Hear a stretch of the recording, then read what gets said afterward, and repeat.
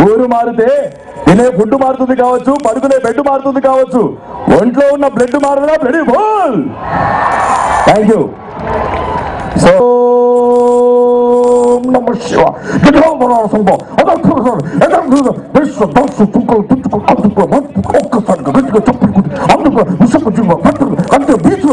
ఇక్కడ చూసి ఉదయం గారు అందుకో గంట అందుకో ఇక్కడ ఒక్కసారిగా గట్టిగా అందుకు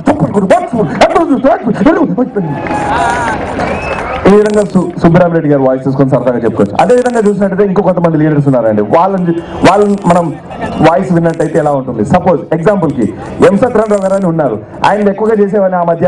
కానీ ఇప్పుడు పెద్ద ఆయన వాయిస్ కంటే మనం విఎన్ మంత్రావు గారిని తీసుకున్నట్టయితే అది ఎలా ఉంటుందో చూద్దాం.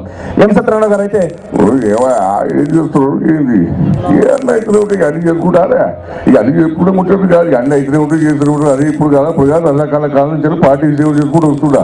అదే మనం 2 గుర్రాలు ఉండే, ఒకటి ఎక్కినా ఎగిరితానింది కింద పడ్డా. ఇక అన్ని చెప్పుకుంటారా?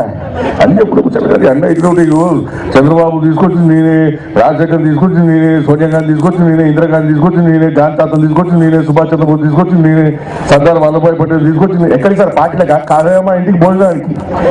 ఈ విధంగా సరదాగా ఆయన మాట్లాడేదాన్ని తీసుకో. అదే విఎన్ మంత్రావు గారు అయితే ఇంకా కామెడీ వస్తుంది. అది ఎలా ఉంటుందో చూద్దాం. ఎంపీ విఎన్ మంత్రావు గారు. హలో, దిస్ ఈజ్ హనుమంతరావు మాట్లాడుతున్నా.